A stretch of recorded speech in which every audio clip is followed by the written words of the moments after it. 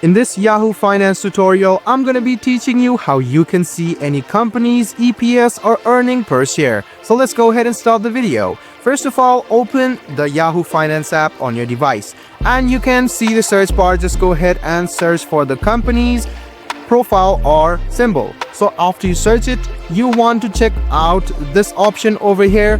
When you scroll a bit down, you can see summary, analysis and financials. You should tap on financials and scroll a bit down and you can see the consensus, EPS and performance. If you want to view the total earnings or earning per share on Yahoo Finance of a symbol, you should just go ahead and tap on this and you can see the total earning per share. So guys, I hope this video was helpful for you. Like the video, subscribe to the channel and do hit the bell button for more. Hope to see you in the next video as well. Until then, goodbye and take care.